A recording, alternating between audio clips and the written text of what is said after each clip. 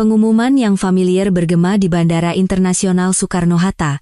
Penerbangan Garuda Indonesia GA562 tujuan Surabaya akan segera lepas landas. Aku memeriksa tiket terakhir yang diserahkan penumpang secara mekanis sambil tersenyum tipis. Dan ketika pintu pesawat ditutup, aku menghela napas lega. Satu lagi penerbangan telah berakhir dengan aman. Namaku Ayu Lestari. Usiaku 32 tahun. Aku adalah seorang staf darat bandara. Dulu, aku adalah seorang pramugari yang menjelajahi langit yang asing. Namun, 7 tahun lalu, aku sendiri yang mematahkan sayapku. Aku memilih pekerjaan darat yang stabil untuk merawat keluargaku yang kecil dengan lebih sempurna, mendukung karier suamiku yang sedang menanjak, dan merawat ibu mertuaku yang sakit. Ibu mertuaku, Ibu Ratna, telah terbaring di tempat tidur selama beberapa tahun, 7 tahun. Bukan waktu yang lama, tetapi cukup untuk menggerogoti mimpi-mimpi masa mudaku. Cukup untuk mengubah seorang gadis yang energik dan mencintai kehidupan menjadi seorang wanita yang hanya tahu tentang pekerjaan, rumah, anak, dan ibu mertua. Aku berpikir pengorbananku adalah hal yang berharga. Aku percaya bahwa aku sedang membangun keluarga yang kokoh, pilar yang kuat agar suamiku, Bima Prakoso, dapat fokus pada pekerjaannya tanpa rasa khawatir. Bima adalah manajer penjualan di salah satu perusahaan perdagangan terbesar di Indonesia, posisi yang didambakan banyak orang. Setiap kali ia dipromosikan, setiap kali ia berhasil mendapatkan kontrak besar, aku merasa bahagia dan bangga seolah-olah itu adalah pencapaianku sendiri. Putra kami, Dava, tahun ini berusia 5 tahun. Anak yang cerdas dan menggemaskan itu adalah perekat hubungan kami dan sumber kebahagiaan tak terhinggaku. Begitulah hidup berjalan, tenang namun sekaligus monoton. Sampai sore hari yang menentukan itu tiba. Ayu, sini sebentar. Itu Mbak Rini, rekan satu timku. Dia adalah wanita yang baik hati meskipun rasa ingin tahunya sangat besar. Ia melambaikan tangan memanggilku dari sudut ruang istirahat. Ekspresi wajahnya tampak agak menyesal dan canggung. Ada apa, Mbak? Tanyaku tanpa berhenti membereskan tumpukan dokumen. Mbak Rini ragu-ragu sejenak, lalu menyodorkan ponselnya ke hadapanku. Ini, suamimu, kan? Di layar, ada sebuah foto yang diambil dengan cukup jelas. Jantungku serasa berhenti berdetak. Pria di foto itu memiliki postur yang kukenal, senyum cerah yang kukenal siapapun bisa melihatnya. Itu jelas suamiku, Bima. Ia sedang merangkul pinggang seorang wanita muda yang cantik dengan latar belakang sebuah bar mewah di hotel tepi pantai. Wanita itu menyandarkan kepalanya dengan mesra di bahunya, tersenyum semanis madu. Latar belakangnya adalah laut biru, pohon kelapa, dan sinar matahari keemasan yang menyilaukan. Bali. Aku langsung mengenali pemandangan itu. Dia bilang. Dia ada perjalanan dinas ke Surabaya, suaraku serak dan kering, tenggorokanku terasa pahit. Mbak Rini menatapku dengan wajah menyesal. Maaf ya, Yu. Keponakanku kerja di hotel itu, dia kenal wajahmu terus kirim foto ini buat nanya ke aku. Aku juga nggak mau percaya, tapi Mbak Rini tidak perlu menyelesaikan kalimatnya. Semuanya sudah sangat jelas. Bima telah membohongiku. Perjalanan dinas ke Surabaya tidak pernah ada. Ia sedang menikmati liburan dengan wanita lain yang jauh lebih muda dan cantik dariku. Foto itu bagaikan belati yang menusuk langsung ke jantungku. Rasanya sakit sampai aku tidak bisa bernapas. 7 tahun pernikahan. 7 tahun pengorbanan dan pengabdianku. Apakah balasannya adalah kebohongan yang tak tahu malu seperti ini? Aku berusaha keras menjaga ketenangan, mengucapkan terima kasih pada Mbak Rini, lalu berjalan terhuyung-huyung kembali ke mejaku. Pikiranku kosong dan linglung. Aku mencoba mengingat tanda-tanda aneh belakangan ini. Panggilan telepon yang ia terima dengan tergesa-gesa di balkon. Sikapnya yang mudah marah tanpa alasan setiap kali aku bertanya kemana ia pergi, atau apa yang ia lakukan. Uang yang keluar dari rekening bersama tanpa tujuan yang jelas. Aku telah menipu diriku sendiri. Aku berusaha meyakini bahwa itu semua karena ia sibuk, karena stres pekerjaan. Tapi ternyata tidak. Semua itu hanyalah alibi untuk menutupi kebenaran yang mengerikan ini. Ia punya wanita lain. Selama 7 tahun terakhir, Aku hidup dalam sandiwara yang ia sutradarai. Aku adalah istri yang berbakti, menantu yang berbakti, ibu yang mengorbankan segalanya untuk anaknya. Dan ia adalah suami yang sukses, anak yang berbakti. Namun di belakangku, ia adalah seorang pembohong dan pengkhianat. Senyumnya, kata-kata cinta yang ia bisikkan, sentuhan lembutnya semua itu palsu. Aku duduk tak bergerak di tengah kebisingan bandara. Tapi di telingaku, yang terdengar hanyalah suara jantungku yang hancur berkeping-keping. Air mata panas dan asin mengalir di pipiku.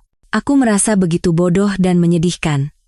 Dunia yang kubangun dengan sekuat tenaga kini runtuh tepat di depan mataku. Tanpa sadar, aku mengendarai mobil pulang. Jalan yang biasa kulalui setiap hari, mengapa hari ini terasa begitu asing? Rumah yang kami tinggali bersama, tempat yang kuanggap sebagai surga kecilku, kini tampak seperti sangkar emas yang dingin. Begitu masuk ke dalam, keheningan yang menyesakkan menyelimutiku. Hanya suara detak jam di dinding dan napas kasar ibu mertuaku dari dalam kamar yang memecah keheningan itu. Ibu mertuaku, Ibu Ratna, terserang stroke 3 tahun lalu dan terbaring di tempat tidur. Namun, penyakit itu tidak sedikit pun mengurangi kekejaman dan keangkuhannya. Sejak masih sehat, ia tidak pernah menyukaiku. Ia selalu berpikir bahwa aku, seorang gadis dari desa di Jawa Tengah, tidak pantas untuk putranya yang berharga. Ia sering mengkritikku karena tidak pandai mengurus rumah, tidak ramah, dan tidak segera memberinya cucu laki-laki yang berharga. Bahkan setelah aku melahirkan Dava, ia tidak pernah puas dan selalu membanding-bandingkanku dengan orang lain. Setelah ia jatuh sakit, semua perawatan, mulai dari makan hingga membersihkan buang airnya, aku yang menanganinya. Bima sibuk dan kakak iparku hanya datang sebentar lalu pergi. Meskipun begitu, ia tidak pernah sekalipun menatapku dengan tatapan ramah. Ia menganggap perawatanku sebagai kewajiban dan tugas. Setiap kali ada sesuatu yang tidak ia sukai, ia akan berteriak, mengumpat, bahkan melemparkan barang ke arahku. Aku selalu menahannya dengan mengatupkan gigi, berpikir bahwa itu adalah bagian yang harus kutanggung sebagai menantu dari ibu suamiku. Hari ini, kesabaranku mencapai batasnya. Aku tidak bisa menahannya lagi. Aku masuk ke kamarnya, meletakkan tasku, dan memaksakan suara yang terdengar biasa. Bu, Ayu sudah pulang. Mau makan bubur? Ibu Ratna menatapku sinis. Sudut bibirnya yang miring akibat stroke berkedut dengan jijik. Baru merangkak pulang sekarang? Aku kira kamu lagi kelayapan sama laki-laki lain. Sengaja mau bikin orang tua ini kelaparan sampai mati, ya? Kata-katanya yang tajam semakin mengoyak luka di hatiku. Aku mengepalkan tanganku erat-erat hingga kuku menancap ke telapak tangan. Biasanya aku akan diam, tapi tidak hari ini. Ibu bicara apa? Saya bukan habis main, saya baru pulang kerja. Uang yang saya hasilkan juga untuk biaya hidup rumah ini dan untuk beli obat ibu, kan? Ibu Ratna terkejut dengan perlawananku, matanya melotot. Oh, berani kamu sekarang ya? Cuma karena cari uang recehan begitu kamu berani melawan aku? Kalau bukan karena anakku, kamu itu sudah jadi gelandangan di jalanan. Beraninya kamu, aku tidak lagi berdebat dan keluar dari kamarnya. Aku tidak ingin bertengkar dengan orang sakit, tetapi amarah di dadaku sudah hampir meledak. Aku masuk ke kamar tidur kami, membanting pintu, dan menangis sejadi-jadinya. Aku menangisi kebodohanku, masa mudaku yang terkubur, pengkhianatan suami yang kucintai dengan sepenuh hati, dan kekejaman ibu mertua yang telah kurawat dengan susah payah. Dalam keputusasaan, aku mencari satu-satunya tali penyelamat. Dengan tangan gemetar, aku menekan nomor telepon ibuku. Ibuku tinggal di desa. Selama ini aku hanya berpikir bahwa ia, seperti ibu-ibu Indonesia lainnya, adalah sosok yang lembut dan sabar. Halo, Ayu. Ada apa, nak? Suara hangat ibuku terdengar dari seberang telepon. Mendengar suara ibu, semua kesedihan dan penderitaan yang selama ini kupendam meledak seketika. Aku tidak bisa menahannya lagi. Ibu. Ibu. Aku hanya bisa memanggil namanya sambil terisak. Ayu, kenapa? Ada apa? Apa Bima berbuat sesuatu padamu? Suara ibuku menjadi panik. Aku menarik napas dalam-dalam dan dengan suara terseduh-seduh, aku menceritakan semuanya pada ibu. Tentang foto itu, tentang kebohongan Bima, tentang kekejaman Ibu Ratna, dan tentang rasa sakit serta keputusasaanku.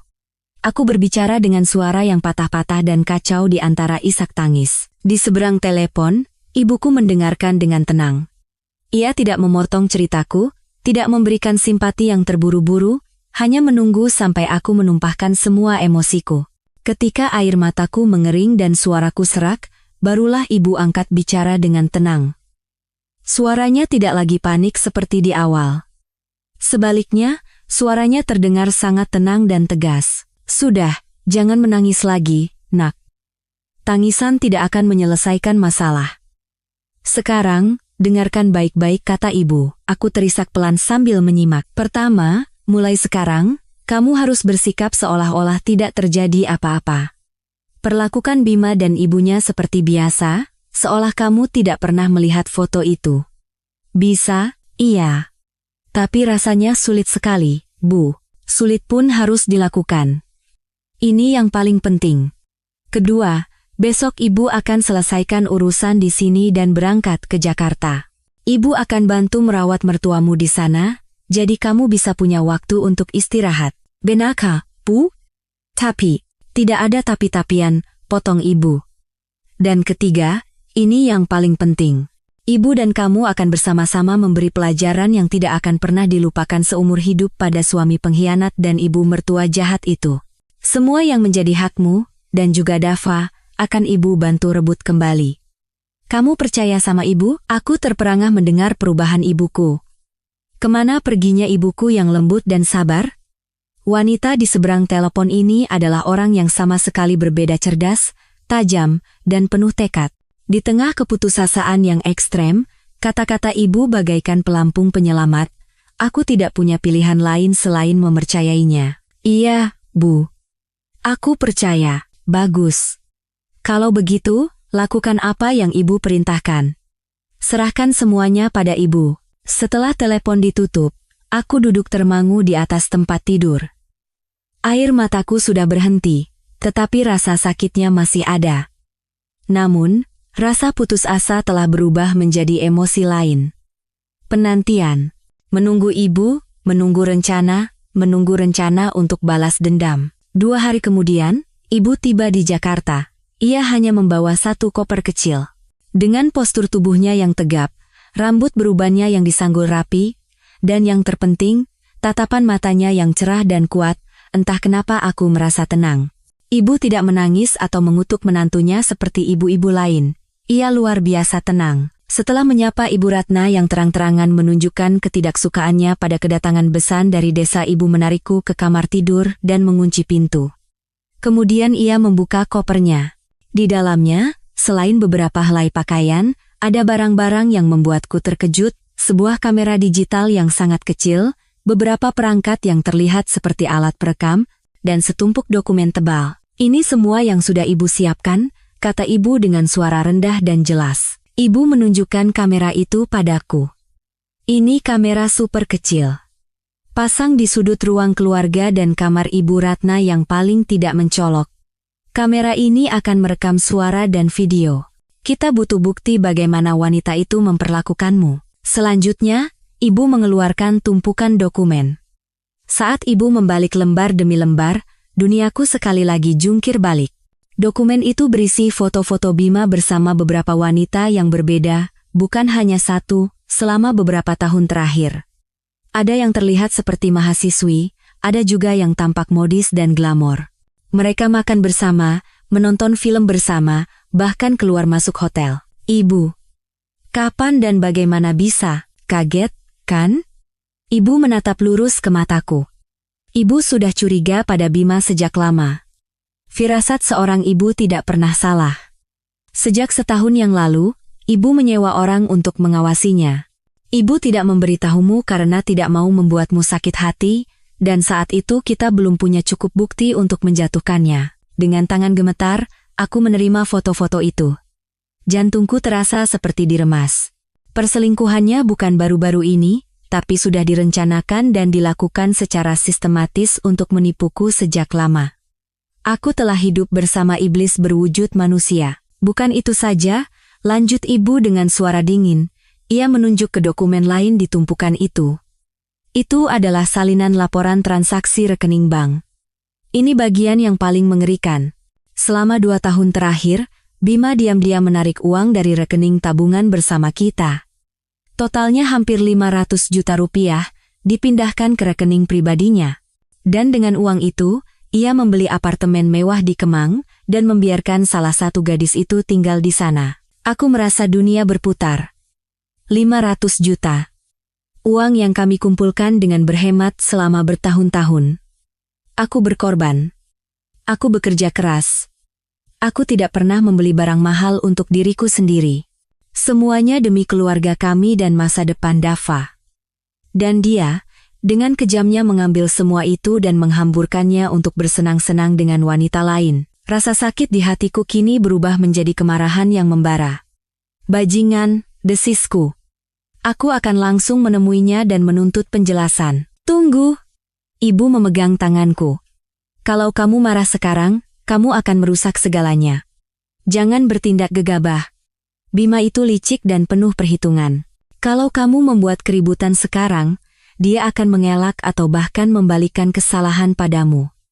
Setelah semua asetnya dipindahkan, kamu akan keluar dari pengadilan dengan tangan kosong. Ibu menatapku dengan tatapan tajam. Sekarang kita harus bertindak cerdas. Ibu punya rencana yang sangat rinci. Kita tidak hanya akan bercerai. Kita akan menghancurkannya secara sosial dan membuatnya membayar semua perbuatannya padamu. Ibu mulai menjelaskan rencananya langkah demi langkah, dengan jelas dan dingin. Tahap pertama adalah mengumpulkan lebih banyak bukti tentang perlakuan kasar Bima secara psikologis padaku dan bagaimana Ibu Ratna melindunginya. Tahap kedua, dan yang paling kejam, adalah menggunakan Ibu Ratna sebagai alat. Kita akan membuat wanita itu terusir ke jalanan, kata ibu tanpa ragu sedikit pun. Kita akan membuat sebuah sandiwara agar seluruh dunia melihat wajah asli anak yang berbakti dan ibu mertua yang terhormat itu. Opini publik adalah senjata yang sangat kuat, nak. Begitu citranya hancur, karirnya juga akan tamat. Aku bergidik mendengar rencana ibu. Mendorong seorang wanita tua yang sakit ke jalanan? Bukankah itu terlalu kejam? Tetapi bayangan Bima memeluk wanita muda itu, bayangan uang hasil jerih payahku dihamburkan olehnya, muncul kembali. Sisa belas kasihan dalam diriku padam oleh kebencian. Dia dan ibunya telah memperlakukanku lebih kejam dari itu. Mereka tidak pantas dikasihani. Aku akan melakukan seperti kata ibu, kataku dengan suara tegas, aku akan membuatnya menyesal. Ibu mengangguk puas. Pikiran yang bagus, putriku. Mulai saat ini, kamu bukan lagi istri yang lemah. Kamu adalah seorang ibu yang berjuang untuk anakmu, untuk kehormatanmu, dan untuk masa depanmu. Jadilah kuat. Malam itu, aku berbaring di samping ibu, tetapi tidak bisa tidur. Rencana ibu terus berputar di kepalaku. Perang akan segera dimulai. Perang tanpa kompromi. Dan aku, yang tadinya korban, kini siap menjadi seorang pejuang. Keesokan paginya, aku mulai menjalankan tahap pertama dari rencana ibu.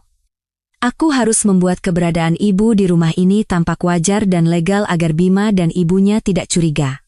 Saat Bima bersiap-siap untuk berangkat kerja, aku dengan hati-hati memulai percakapan. Mas, kataku dengan suara yang sengaja dibuat lirih dan ragu-ragu. Belakangan ini badanku rasanya kurang enak. Mungkin karena terlalu banyak pekerjaan, dan merawat ibu sendirian juga terasa berat. Bagaimana kalau ibu dari desa datang ke sini untuk beberapa hari? Sekalian melepas rindu, bisa juga bantu-bantu merawat ibu, menurutmu bagaimana? Bima, yang sedang memasang dasinya, berbalik dan mengerutkan kening. Ia menilaiku dari atas sampai bawah.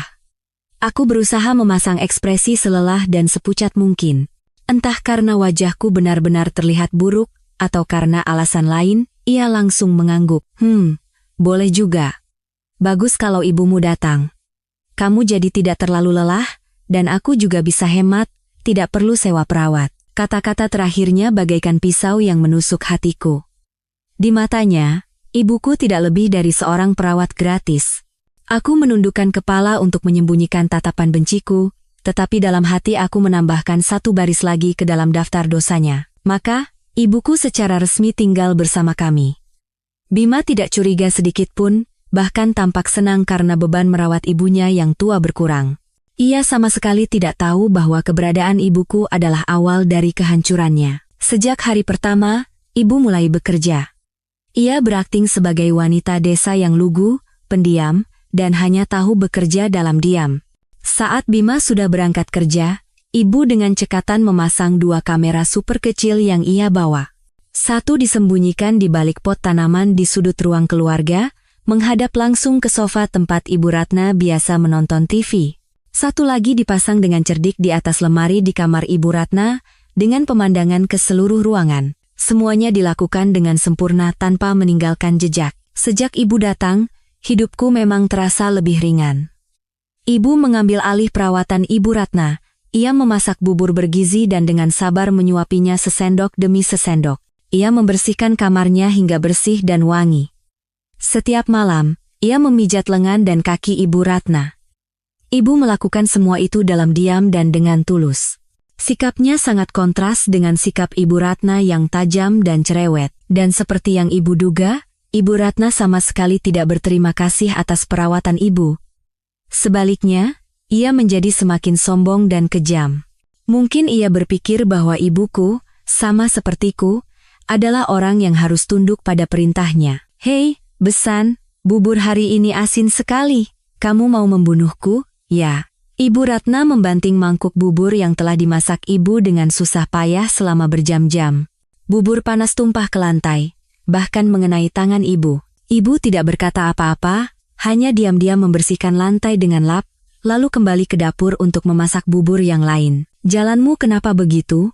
Lambat seperti kura-kura. Cepat bantu aku ke kamar mandi. Kalau tidak, aku akan kencing di celana. Baju ini kenapa warnanya hitam begini? Sial sekali. Kamu mendoakanku cepat mati, ya? Cepat ganti dengan yang lain." Setiap teriakan dan perlakuan kasar Ibu Ratna terekam tanpa kecuali oleh kamera. Ketika Bima pulang, ia akan berubah menjadi wanita tua yang mengeluh dengan manja, mengatakan bahwa ibu tidak merawatnya dengan baik dan lebih baik saat dirawat olehku. Bima, seperti biasa, hanya percaya pada kata-kata ibunya. Ia akan menyalahkanku. "Kamu urus ibumu itu." Ibu mengeluh terus. "Kalau mau panggil orang, panggil yang cekatan. Ibumu itu sudah tua dan lambat, bagaimana bisa merawat orang sakit?" Aku hanya menunduk dan menjawab iya, tapi dalam hati aku tertawa. "Teruslah bicara. Teruslah berakting. Semua kata-kata dan tindakan kalian akan menjadi bukti yang memberatkan kalian sendiri. Setiap kali mendapat perlakuan buruk dari Ibu Ratna, ibu akan menarikku ke kamar dan menunjukkan rekaman video yang baru saja diambil. Lihat, ini yang kita butuhkan. Biarkan wanita itu menunjukkan sifat aslinya. Semakin jahat dan kejam dia, semakin sukses sandiwara kita nanti." Melihat ibu menganalisis video dengan tenang, aku merasa kagum sekaligus sedikit takut. Ibu menghitung semuanya dengan sangat cermat. Ia seperti seorang jenderal yang sedang menyusun strategi di medan perang, dan aku adalah bidak penting di papan catur itu. Papan catur di mana kemenangan harus menjadi milik kita. Sementara ibu fokus mengumpulkan bukti dari Ibu Ratna, tugasku adalah mencari celah pada Bima. Rencana ini membutuhkan kesabaran dan kemampuan akting yang luar biasa. Setiap hari, aku terus memainkan peran sebagai istri yang lelah namun patuh. Aku tidak lagi bertanya kemana ia pergi atau apa yang ia lakukan. Aku tidak lagi secara terang-terangan memeriksa ponselnya. Sebaliknya, aku menunggu kesempatan. Dan kesempatan itu datang pada suatu malam akhir pekan. Bima pulang dalam keadaan mabuk berat setelah minum-minum dengan klien. Ia melemparkan dirinya ke tempat tidur dan tertidur pulas. Ponselnya terlempar ke samping. Jantungku berdebar kencang. Inilah saatnya, aku diam-diam mengambil ponselnya. Tanganku gemetar saat memasukkan kata sandi. Untungnya, ia masih menggunakan tanggal lahirku sebagai kata sandi. Sebuah kebiasaan yang ironis dan menyakitkan. Layar menyala, dan dunia lain Bima terbentang di depan mataku. Di galeri foto, bukan hanya foto di Bali yang ditunjukkan Barini, ada ratusan foto lainnya. Bima dan kekasihnya yang bernama Fania ada di mana-mana, di restoran mewah di Jakarta, di atas kapal pesiar di Labuan Bajo, di sebuah resor di Raja Ampat. Mereka berpelukan, berciuman, dan tertawa bahagia. Ada juga foto-foto yang diambil di kamar hotel dengan spray putih dan pencahayaan kuning yang romantis. Mereka benar-benar terlihat seperti sepasang kekasih yang bahagia. Rasa sakit kembali menusuk dadaku dengan tajam dan dingin. Aku menarik napas dalam-dalam, menyeka air mata, dan terus mencari bukti. Di aplikasi pesan WhatsApp, aku menemukan percakapan Bima dan Fania. Mereka saling memanggil sayang. Mereka saling bercerita tentang kegiatan sehari-hari dan merencanakan liburan berikutnya, dan mereka membicarakan aku. Mereka menyebutku istri tua, mesin pembuat anak, dan beban di rumah. Sayang, sabar sedikit lagi ya sama perempuan itu. Begitu posisiku di perusahaan aman, aku akan langsung menceraikannya. Saat itu kita bisa hidup bersama dengan tenang, tulis Fania. Iya, aku tahu. Aku akan mengganti semua penderitaanmu, sayang, balas Bima, disertai emoji hati. Aku membacanya dengan tangan dan kaki gemetar. Ia bukan hanya berselingkuh, ia sudah merencanakan untuk mencampakkanku sejak lama. Tetapi yang lebih membuatku terkejut adalah bukti-bukti finansial. Di email dan pesan, aku menemukan bukti pemesanan tiket pesawat, bukti pembayaran tas, jam tangan, dan perhiasan mewah, dan yang paling mengerikan, bukti transfer. Ratusan juta rupiah ditransfer dari rekening Bima ke rekening Fania dengan keterangan uang jajan dari sayang. Seluruh tubuhku terasa membeku. Itu uangku. Uang hasil keringat dan air mataku. Aku menggunakan uang itu untuk membayar listrik dan air, biaya sekolah anak, dan obat ibu mertua. Dan dia menggunakan uang itu untuk membiayai kekasihnya. Tidak berhenti di situ. Aku menemukan hal-hal yang lebih menakutkan di riwayat pencarian internetnya, pengacara perceraian terbaik, cara pembagian harta gono gini tanpa rugi, cara agar suami yang berselingkuh bisa dapat hak asuh anak. Ia sudah mempersiapkan pertarungan hukum. Ia berencana merebut segalanya dariku, dari harta hingga putraku tercinta. Dengan tangan gemetar, aku menggunakan ponselku untuk memotret semua layar. Setiap foto, setiap pesan, setiap bukti transfer. Aku mengirim semuanya ke akun email rahasia yang sudah kusiapkan sebelumnya. Ini akan menjadi senjata terkuatku di pengadilan. Saat aku meletakkan kembali ponselnya, langit sudah mulai terang. Aku memandang pria yang tertidur lelap di sampingku. Wajahnya saat tidur tampak begitu tenang dan polos. Tetapi aku tahu, di balik penampilan itu, bersembunyi sesosok iblis. Iblis yang egois, licik, dan kejam. Cintaku padanya telah mati. Sepenuhnya. Kini di hatiku hanya tersisa kebencian dan tekad untuk membuatnya membayar. Aku diam-diam keluar dari kamar dan pergi ke kamar ibu. Ibu belum tidur, ia menungguku. Tanpa berkata apa-apa, aku menunjukkan semua yang baru saja kutemukan. Ibu memeriksanya satu persatu dengan teliti. Wajahnya tidak menunjukkan emosi, tetapi matanya berkilat dingin. Bagus, kata ibu. Bukti sudah hampir terkumpul semua. Waktunya kita melancarkan pukulan telak semakin dekat. Nah, waktunya sudah matang, kata ibu pada suatu malam setelah kami meninjau kembali semua bukti yang telah kami kumpulkan. Suaranya tenang namun penuh wibawa, dan kekuatan itu membuatku merasakan kekuatan yang sama muncul dari dalam diriku. Besok, kita mulai sandiwaranya. Sepanjang sore, ibu sibuk menelepon. Aku tidak tahu siapa yang ia hubungi, tetapi aku samar-samar mendengar nama-nama jurnalis atau orang-orang berpengaruh di media sosial. Ibuku, yang selama ini kukira hanya menghabiskan hidupnya di dapur, ternyata memiliki jaringan yang tidak pernah kubayangkan. Ia mengerahkan segalanya untuk menyiapkan panggung terbesar bagi putrinya. Keesokan harinya, kami memilih akhir pekan, saat Bima sekali lagi pergi dengan alasan pertemuan penting dengan klien. Aku tahu betul siapa kliennya itu.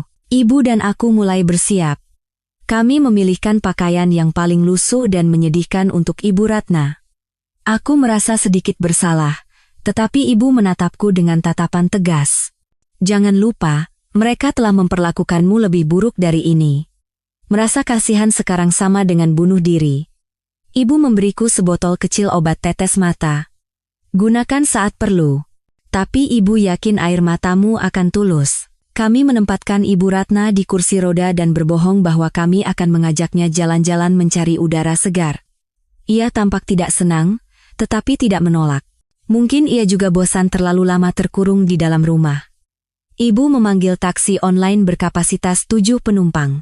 Kami langsung menuju jantung kota Jakarta, kawasan bundaran Hotel Indonesia, karena akhir pekan, tempat itu sangat ramai. Saat taksi berhenti, jantungku mulai berdebar kencang.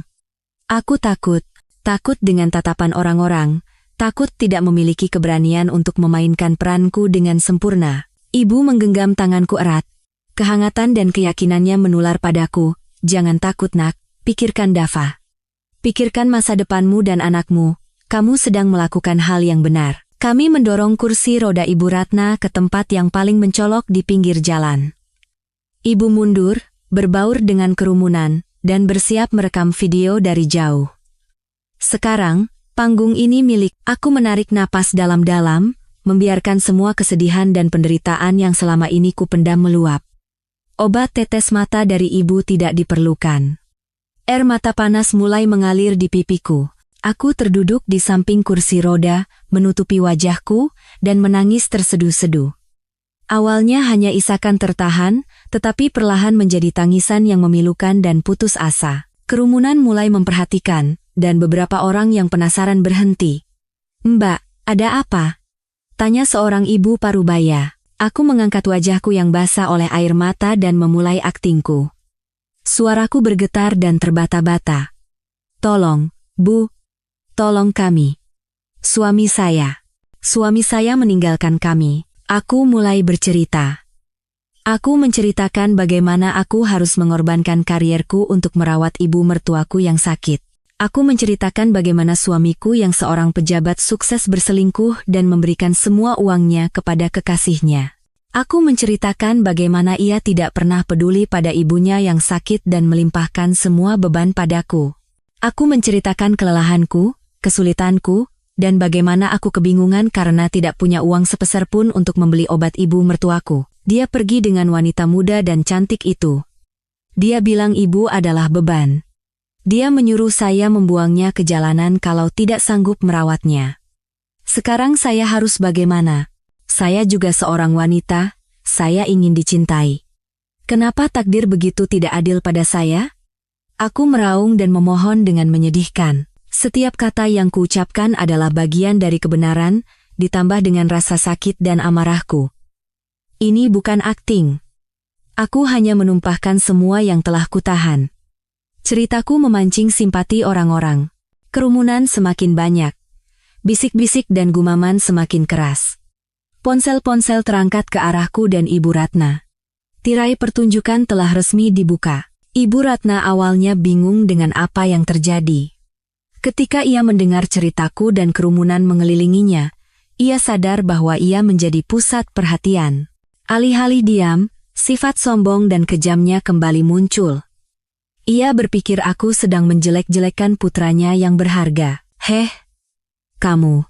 Tutup mulutmu itu," teriak Ibu Ratna. Mulutnya yang miring tampak semakin ganas. "Dasar perempuan tidak tahu diuntung. Beraninya kamu memfitnah suamimu? Anakku itu orang yang berbakti dan sukses. Dia tidak mungkin membuang ibunya." Kerumunan yang tadinya bersimpati padaku sejenak terdiam, lalu kembali riuh. Ucapan Ibu Ratna bagai menyiram bensin ke dalam api. Seorang bapak-bapak berkata, "Nek, menantunya sudah susah begini, kok malah dimaki-maki? Dia kan masih merawat nenek." Ibu Ratna melotot padanya. "Kamu tahu apa? Hah, dia merawatku itu kewajiban. Kalau bukan karena anakku, dia sudah mati kelaparan. Anakku hebat, makanya dia bisa dapat perempuan lain. Itu juga berkah buat dia. Perempuan tidak bisa jaga suami, kok malah nangis-nangis di sini." "Ya ampun," dengar itu ibu mertuanya ngomong apa, teriak seorang wanita muda. Sudah membela anaknya yang selingkuh, malah bilang itu berkah buat menantunya. Benar-benar tidak bisa dipercaya. Kata-kata bodoh Ibu Ratna telah membongkar semuanya. Tanpa sadar, ia telah mengkonfirmasi bahwa ceritaku adalah benar. Kerumunan yang tadinya menatap dengan ragu dan kasihan kini berubah menjadi marah, umpatan mulai terdengar. Buah jatuh tidak jauh dari pohonnya. Anaknya bajingan, ibunya iblis. Kasihan sekali menantunya. Dapat mertua dari neraka. Rekam.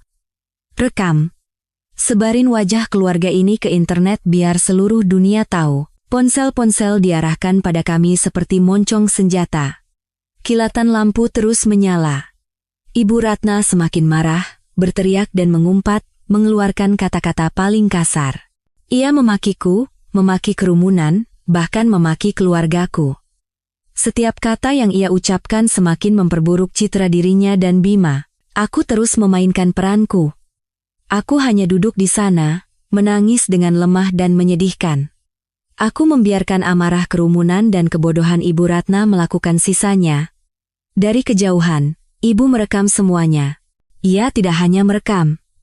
Ia langsung mengirimkan video panas itu ke teman-temannya di media. Hanya dalam beberapa menit, sandiwara kami tidak lagi terbatas di sudut jalan ini.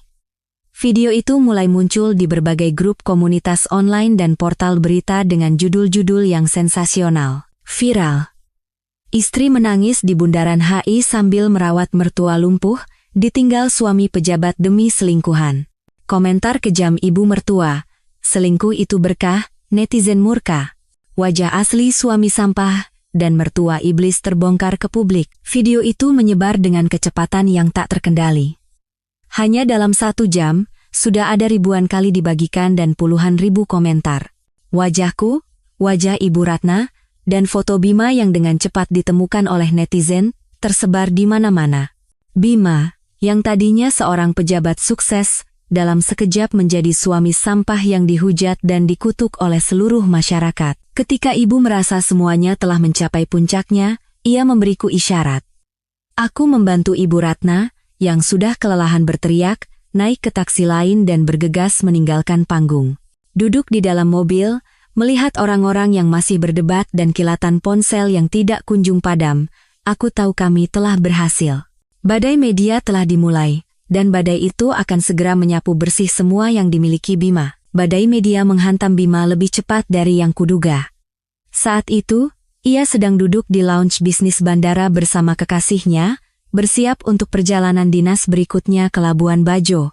Ia mungkin sedang menikmati kopinya dengan santai sambil melihat ponsel, membayangkan liburan yang akan datang dengan puas. Lalu ia melihatnya. Seorang teman mengirimkan tautan berita dengan pesan. "Bro, ini istrimu bukan? Ada apa?" Aku bisa membayangkan ekspresi Bima saat itu.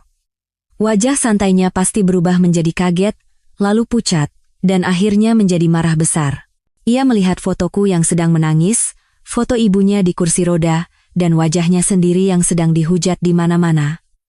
Ia membaca komentar-komentar yang mengutuk dan menghujatnya serta keluarganya. Liburan dibatalkan seketika. Bima berlari keluar dari bandara, mencegat taksi, dan melaju pulang seperti orang gila. Ia tidak meneleponku sekalipun. Ia pasti ingin menghadapiku secara langsung. Ketika Bima mendobrak pintu dan masuk ke rumah, aku dan ibu sedang minum teh dengan tenang di ruang keluarga. Ibu Ratna sedang tidur di kamarnya setelah diberi obat penenang. Begitu melihatku, Bima menggeram seperti binatang buas yang terluka. "Ayu, apa yang sudah kamu lakukan?" Ia berlari ke arahku dan mengangkat tangannya seolah ingin menamparku. Ibu bangkit dan berdiri di depanku. "Sabar, Bima. Kalau mau bicara, bicaralah baik-baik, jangan main tangan. Minggir, Bu. Ini urusan kami suami istri." Bima mendorong ibu, tetapi untungnya ibu berhasil menyeimbangkan diri. Ia menunjuk lurus ke wajahku dengan mata merah karena marah. "Apa maumu? Hah? Kamu mau menghancurkanku, kan? Kenapa kamu melakukan ini?" Aku berakting sesuai skenario yang ibu arahkan. Aku meringkuk, berpura-pura sangat ketakutan. Aku hanya mengajak ibu jalan-jalan. Orang-orang melihatku menangis dan bertanya, jadi aku hanya menceritakan yang sebenarnya. Yang sebenarnya? Bima tertawa sinis. Yang sebenarnya adalah kamu sengaja mempermalukanku dan seluruh keluarga ini. Lihat. Seluruh dunia menghujatku. Karierku, kehormatanku, semuanya hancur gara-gara kamu. Aku tidak sengaja. Kamu yang selingkuh dan meninggalkan kami, kan? Bukankah itu yang sebenarnya? kataku dengan suara lirih sambil terisak. Air mataku kembali mengalir. Bima terdiam. Ia tidak bisa menyangkal fakta itu. Tepat pada saat itu, terdengar suara dari kamar Ibu Ratna. Mungkin ia terbangun karena suara pertengkaran kami. Ia mendorong kursi rodanya sendiri dan keluar ke ruang keluarga. Melihat Bima, ia menangis dan mengadu seolah bertemu penyelamat. Bima, kamu pulang nak, kamu harus bela ibumu. Istrimu itu menyeretku ke jalanan dan mempermalukan ibu di depan orang banyak. Perempuan ular itu mau membunuh kita berdua. Bima menoleh pada ibunya. Kemarahannya kembali memuncak. Ibu masih bisa bicara begitu? Kalau saja ibu tidak bicara bodoh seperti itu, masalahnya tidak akan jadi sebesar ini. Siapa yang suruh ibu membela anak yang selingkuh di depan orang banyak? Ibu Ratna tertegun, tidak menyangka akan dimarahi oleh putranya. Aku hanya ingin melindungimu. Kamu kan anakku, tentu saja aku membelamu. Melindungiku. Ibu justru membunuhku. Sekarang bagaimana? Perusahaan pasti akan tahu, aku akan dipecat, dan aku akan kehilangan segalanya. Ini semua gara-gara ibu. Dihina habis-habisan oleh putranya, amarah Ibu Ratna juga memuncak. Kamu berani menyalahkanku? Dasar anak tidak tahu berterima kasih. Siapa yang sudah menutupi semua perbuatanmu? Siapa yang membantumu membereskan masalah Sinta dulu? Kalau bukan karena aku, kamu sudah dipenjara sejak lama. Beraninya kamu padaku. Cukup. Teriak Bima dengan wajah ngeri. Percakapan singkat namun sengit itu terekam seluruhnya oleh alat perekam kecil yang sejak tadi diam-diam diletakkan ibu di atas meja. Sinta. Istri pertama Bima. Apa yang terjadi padanya? Ucapan Ibu Ratna telah mengungkap sebuah rahasia yang lebih mengerikan dari sekadar perselingkuhan. Aku dan ibu saling berpandangan. Kami telah mendapatkan bukti yang lebih berharga dari emas. Bima dan ibunya, dalam kemarahan mereka, telah menggali kuburan mereka sendiri. Bima sadar ia telah salah bicara. Ia tidak lagi berdebat dengan ibunya dan mencoba melampiaskan amarahnya padaku, tetapi sia-sia. Aku hanya menangis, dan ibu melindungiku. Akhirnya, ia meninju dinding sekali dengan keras, lalu masuk ke kamar tidur dan membanting pintu. Malam itu, seluruh rumah diselimuti ketegangan dan keheningan yang menyesakkan. Tetapi di kamar kami berdua, secercah harapan baru menyala. Kami telah memegang kartu truf terakhir untuk menghabisi Bima. Gelombang media sosial hanyalah permulaan. Serangan yang sesungguhnya serangan yang akan memutus sumber penghidupan Bima dimulai olehku dan ibu keesokan paginya. Kami tidak memberinya waktu untuk membalas. Ibu, yang sudah berpengalaman, dengan hati-hati menulis sendiri sebuah surat anonim. Surat itu tidak berisi umpatan atau kata-kata jahat, melainkan ditulis dengan nada yang sangat objektif dan sopan, seolah-olah ditulis oleh pihak ketiga yang marah dengan insiden ini. Surat itu dikirim ke email bersama Dewan Direksi dan tim HRD di perusahaan Bima. Isi surat itu merinci insiden di Bundaran HI, menyoroti bagaimana Bima, sebagai manajer penjualan yang mewakili citra perusahaan, telah melakukan tindakan tidak bermoral dan melanggar undang-undang perkawinan. Tapi bukan itu saja. Ibu dengan cerdik melampirkan bukti-bukti terkuat yang kami miliki, foto-foto mesra Bima dan Fania yang diurutkan secara kronologis untuk menunjukkan hubungan terlarang mereka telah berlangsung lama, bukti pembayaran dan transfer rekening yang menunjukkan pengeluaran besar untuk kekasihnya. Pukulan telaknya adalah ini. Ibu menandai dengan warna merah pengeluaran-pengeluaran yang dilaporkan Bima sebagai biaya representasi klien atau perjalanan dinas, padahal sebenarnya digunakan untuk membiayai kekasihnya. Ia telah menyalahgunakan jabatannya untuk menggelapkan dana perusahaan secara halus. Surat itu diakhiri dengan pertanyaan yang menusuk. Apakah seorang manajer yang memiliki kehidupan pribadi yang amoral, integritas yang dipertanyakan, dan melakukan tindakan tidak jujur seperti ini, pantas untuk mewakili citra dan kepentingan sebuah perusahaan besar? Kami mengirim email itu dari sebuah warung internet, warnet, agar tidak meninggalkan jejak. Tak lama kemudian, ponsel Bima mulai berdering tanpa henti. Ia mengurung diri di kamarnya. Aku bisa mendengar suaranya yang panik saat menjelaskan, membela diri, dan bernegosiasi di telepon. Tapi semuanya sudah terlambat. Sore harinya, Sebuah pengumuman internal dikeluarkan oleh perusahaan Bima. Ia dinonaktifkan dari jabatannya tanpa batas waktu untuk penyelidikan lebih lanjut. Citra sebagai manajer yang kompeten dan menjanjikan yang telah ia bangun dengan susah payah, hancur total. Pada saat yang sama, Fania juga mulai merasakan akibatnya. Foto dan informasi pribadinya dibongkar habis-habisan oleh netizen. Ia dicap sebagai pelakor, perebut laki orang, yang tak tahu malu dan perusak rumah tangga. Akun media sosialnya dipenuhi dengan hujatan dan cacian. Tekanan dari publik, keluarga, dan teman-temannya membuatnya tidak tahan. Malam itu, Fania menelepon Bima. Aku sengaja berjalan melewati pintu kamarnya dan menguping pembicaraan mereka. Mas, kita putus saja. Suara Fania terdengar terisak di seberang telepon. Aku tidak tahan lagi. Ini semua gara-gara kamu. Hidupku hancur karena kamu. Semua orang memandangku seperti penjahat. Fania, tenang dulu, dengarkan aku. Aku akan selesaikan semuanya. Bima berusaha memohon. Selesaikan? Apa yang mau kamu selesaikan? Kamu bahkan tidak bisa mengurus dirimu sendiri. Kamu sudah dipecat, tidak punya uang, tidak punya kehormatan. Aku tidak mau berurusan lagi dengan orang sepertimu. Jangan cari aku lagi. Fania menutup telepon. Bima tertegun. Aku mendengar suara ia memukul meja dan mengumpat dengan marah. Kekasih yang ia puja-puja, wanita yang ia ajak merajut masa depan, telah mencampakkannya begitu ia berada dalam kesulitan. Itulah harga sebuah pengkhianatan. Aku kembali ke kamar dan menceritakannya pada ibu. Ibu hanya tersenyum tipis. Cinta yang dibangun di atas kebohongan dan uang, pada akhirnya akan berakhir dengan pengkhianatan dan perhitungan. Biarkan mereka saling menghancurkan. Malam semakin larut, tetapi badai di rumah ini baru saja dimulai. Bima telah kehilangan karier dan kekasihnya. Kini yang tersisa baginya hanyalah kebencian, dan ia pasti akan mencari cara untuk membalas dendam. Kami harus bersiap untuk pertempuran berikutnya. Kehilangan segalanya dalam beberapa hari membuat Bima berubah menjadi binatang buas yang gila. Ia tidak lagi mempertahankan penampilan luarnya yang elegan dan tenang. Ia menumpahkan semua kemarahan dan kegagalannya padaku. Ini semua gara-gara kamu. Kamu yang menghancurkan hidupku. Geramnya setiap kali kami berpapasan. Kamu pikir kamu menang? Aku tidak akan melepaskanmu. Ia tidak lagi berani menyentuhku. Mungkin karena takut pada ibu, atau takut aku akan mendapatkan lebih banyak bukti. Sebaliknya, ia menyiksaku dengan kata-kata. Ia menyebutku wanita jahat, wanita yang membalas kebaikan dengan air tuba. Ia mengutukku agar tidak pernah bisa bahagia, tetapi kami sudah mengantisipasi semua ini.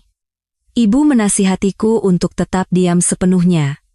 Jangan melawan, jangan berdebat. Diamku membuatnya semakin marah.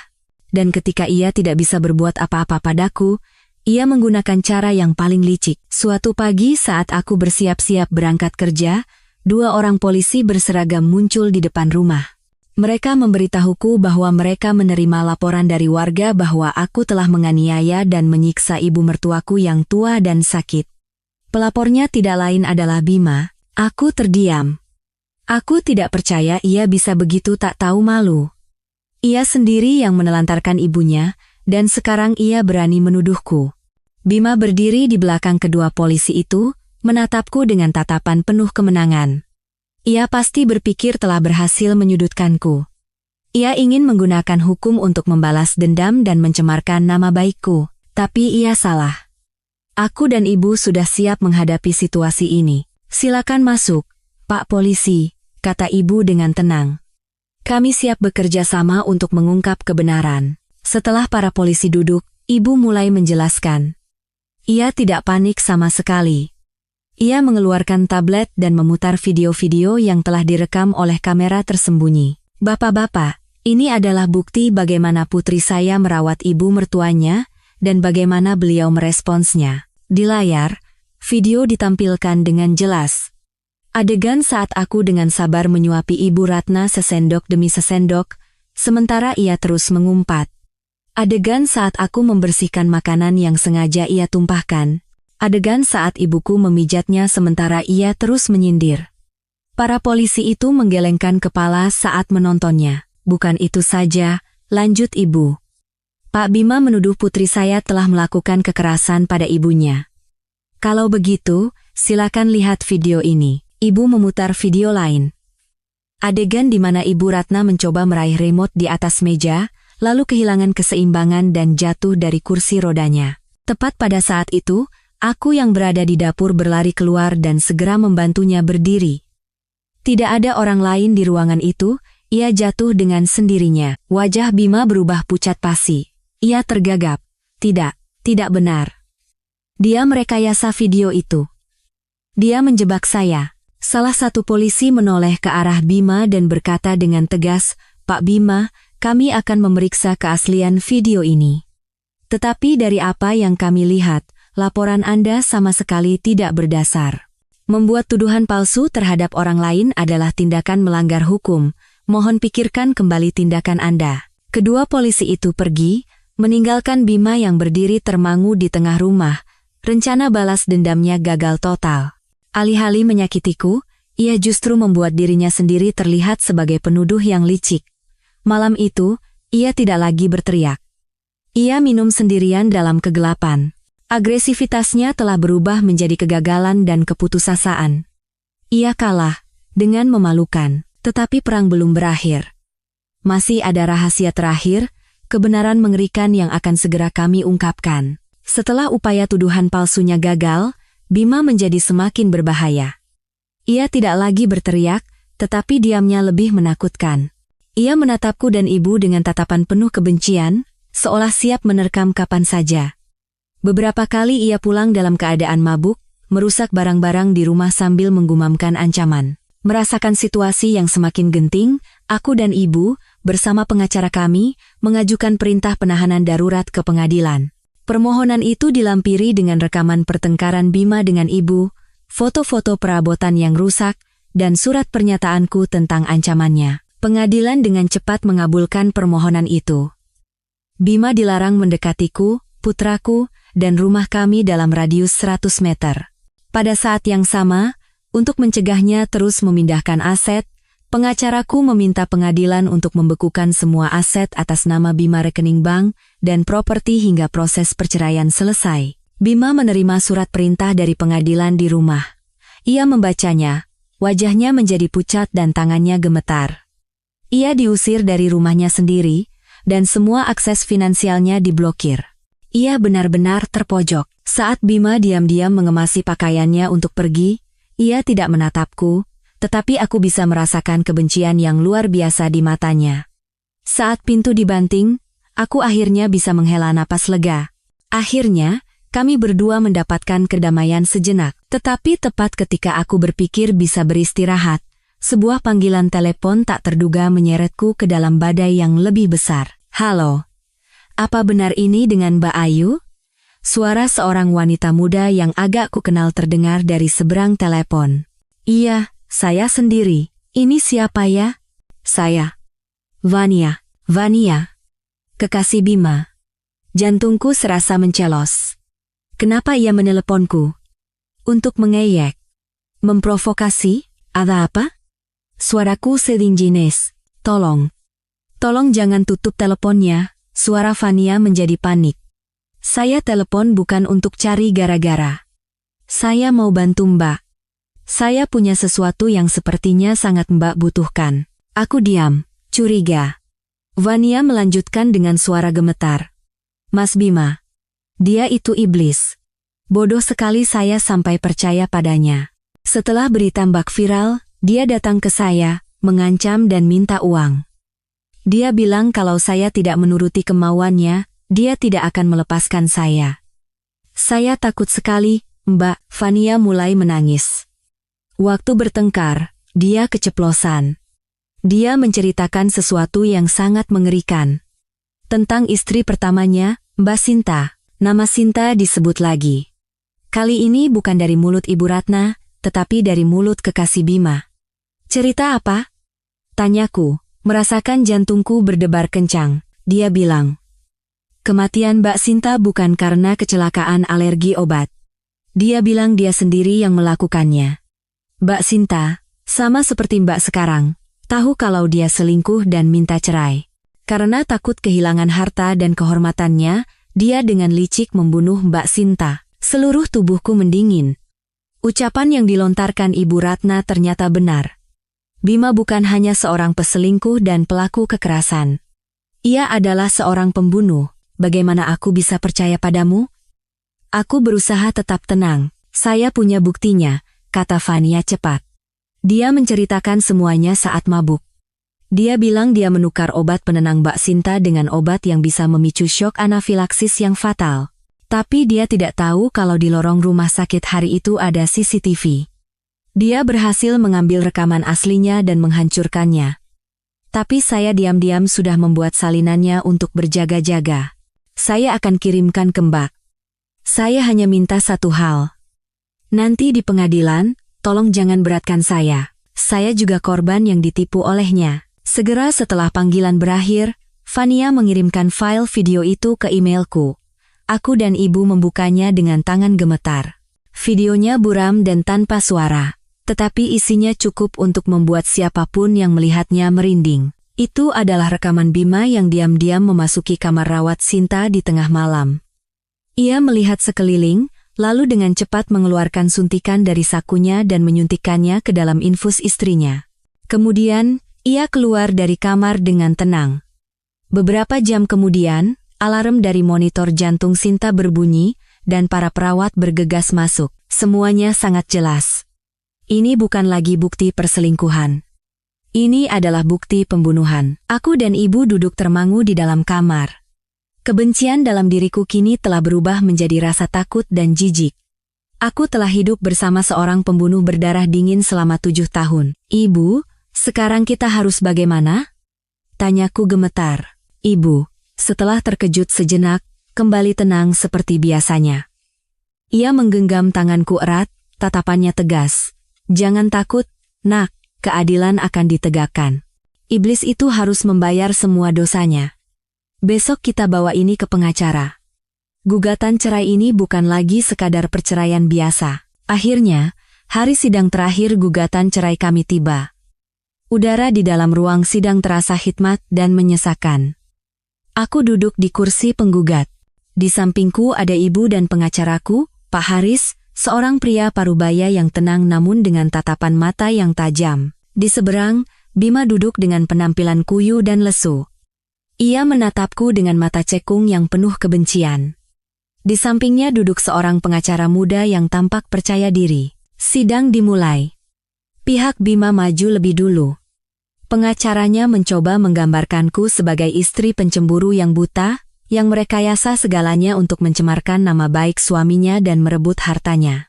Ia mengklaim bukti perselingkuhan hanyalah kesalahpahaman, dan Bima hanya menjalin hubungan sosial dengan rekan kerjanya. Yang mulia hakim, klien saya, Bapak Bima Prakoso, adalah seorang suami dan ayah yang sangat mencintai keluarganya, serta anak yang berbakti. Namun, karena tekanan pekerjaan, ia terkadang lalai pada keluarga.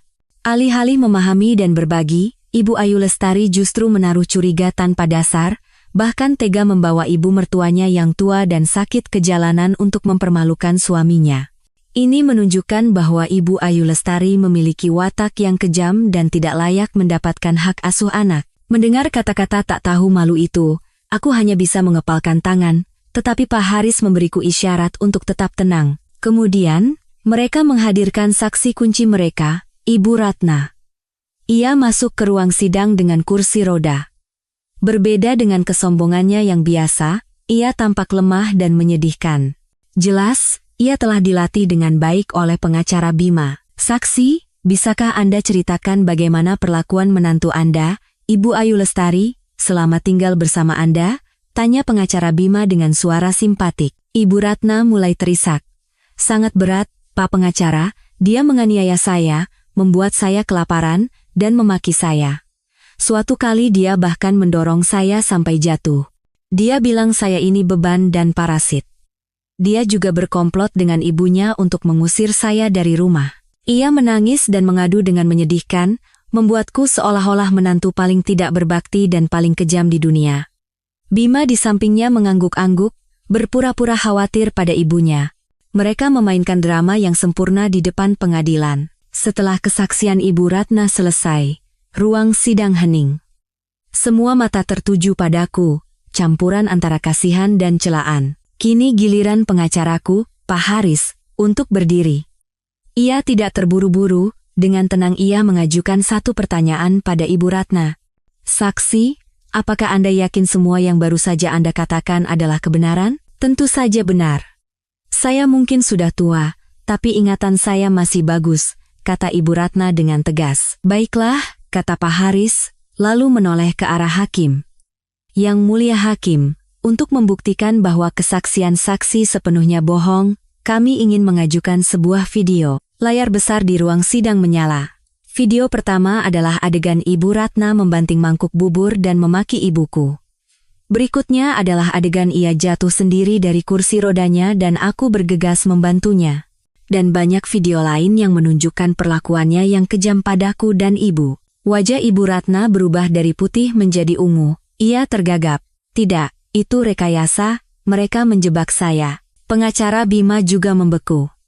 Ia tidak menyangka kami memiliki bukti setajam ini. Tapi ini bukan pukulan telak.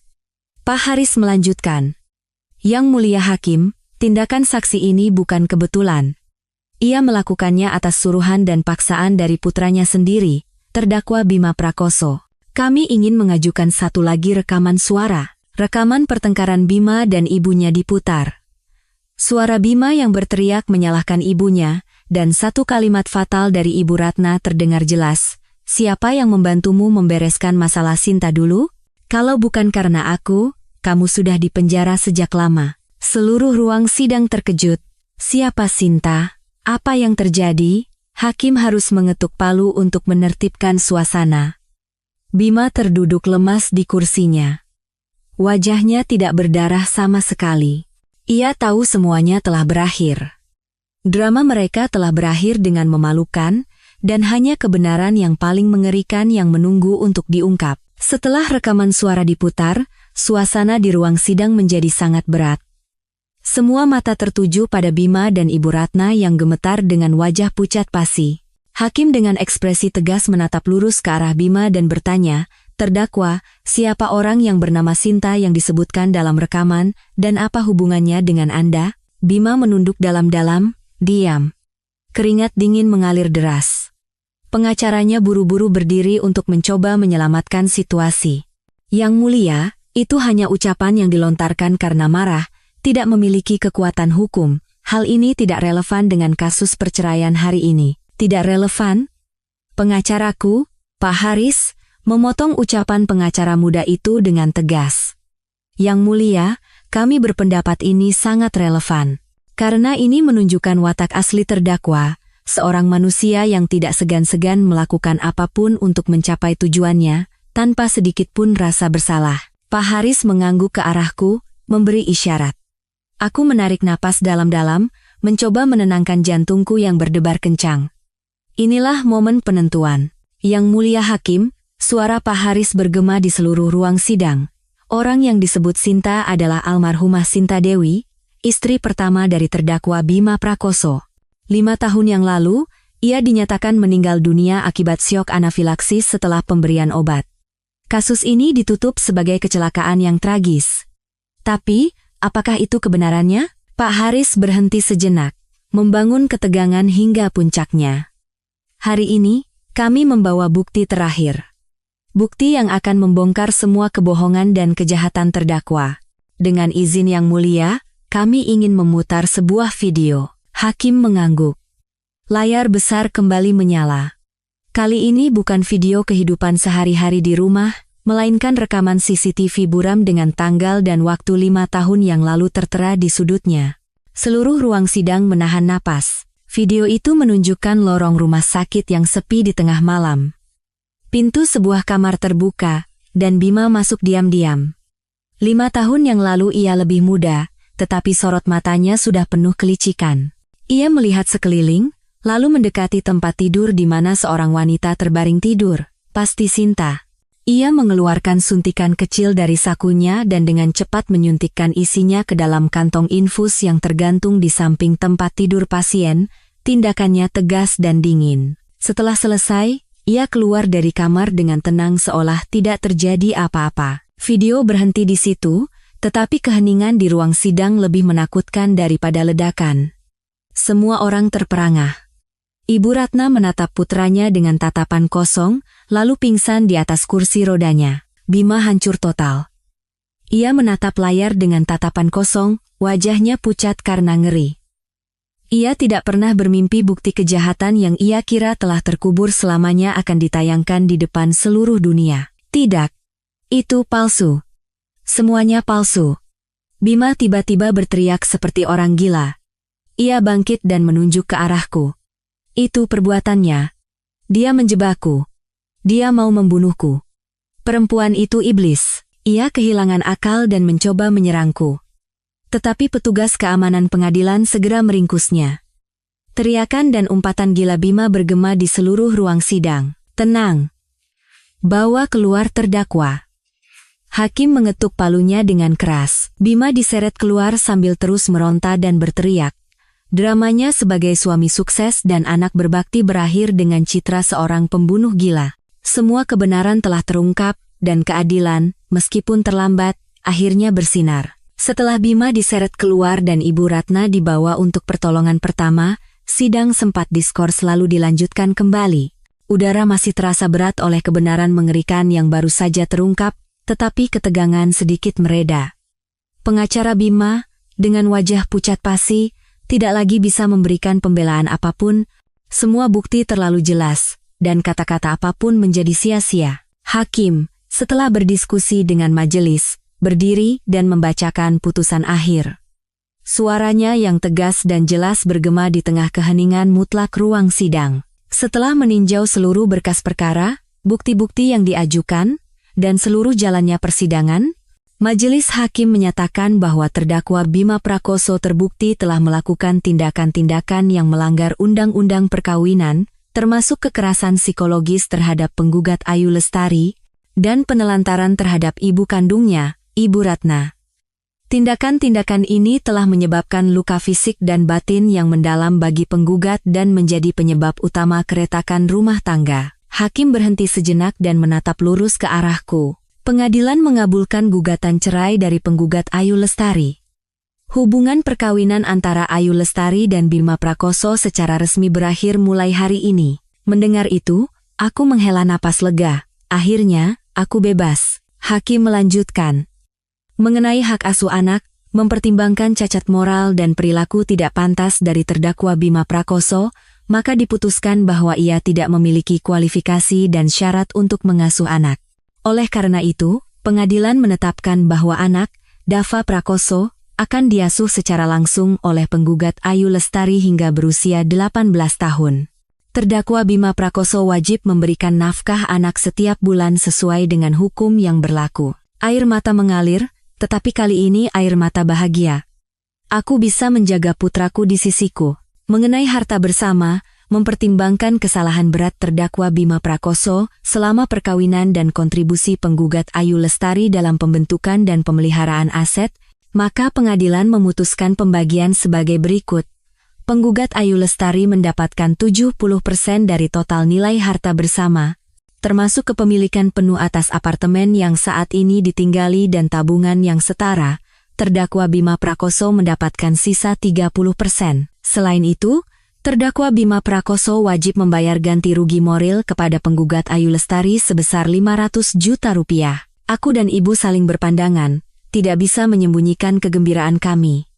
Kami tidak hanya menang, kami menang telak. Keadilan ada di pihak kami. Terakhir, hakim membuat keputusan paling penting yang ditunggu-tunggu semua orang.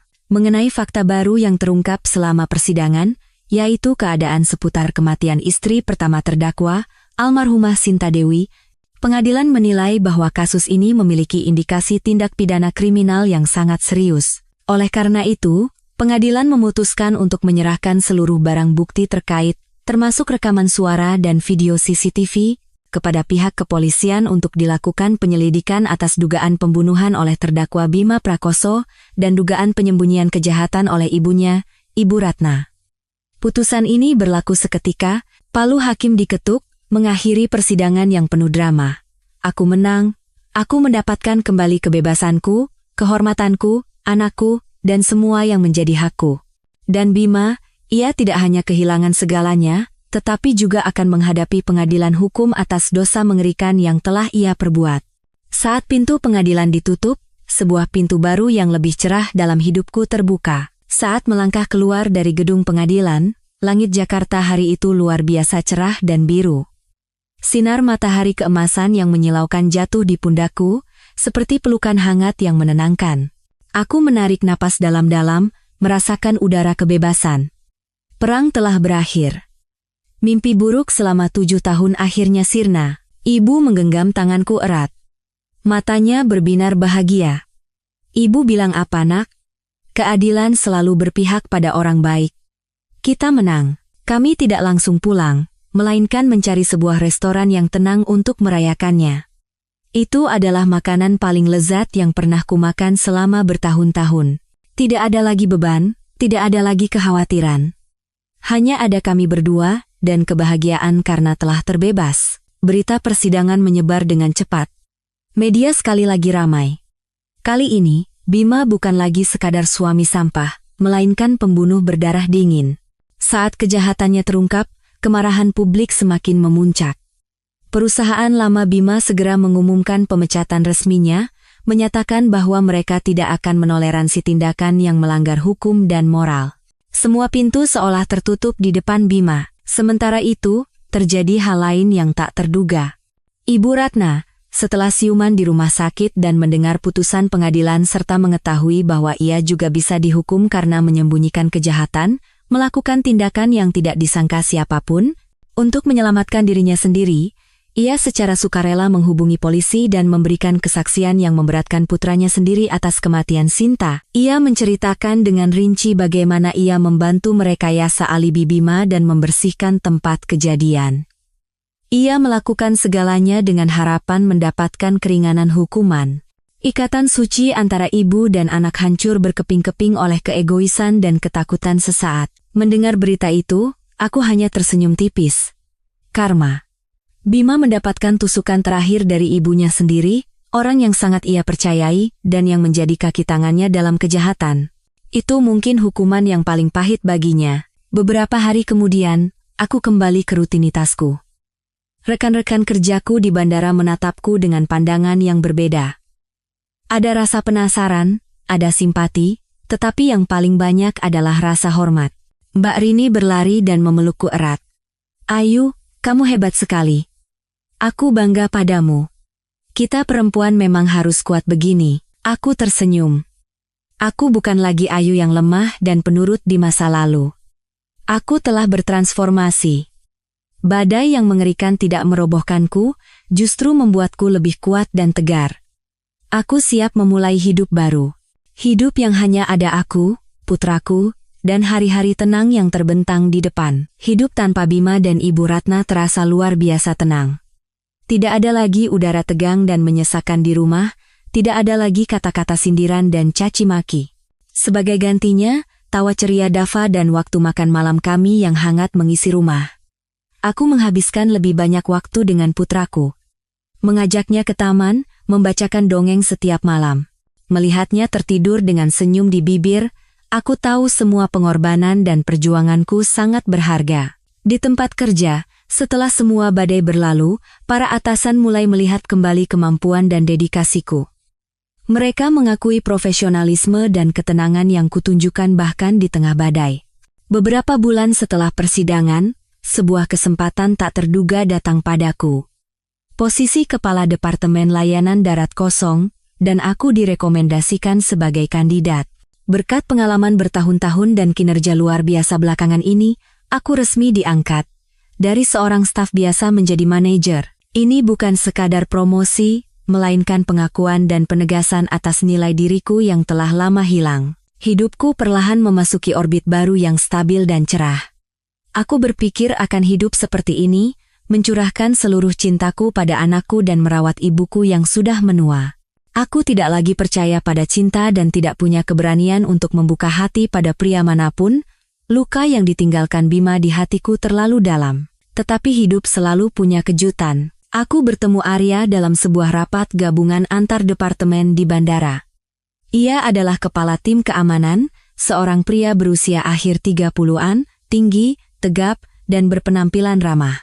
Yang paling mengesankanku adalah senyumnya yang hangat dan tatapan matanya yang tulus. Dalam rapat itu, saat aku mempresentasikan beberapa masalah dalam proses kerjasama, beberapa orang menunjukkan ketidaknyamanan, tetapi Arya mendengarkan dengan sangat fokus.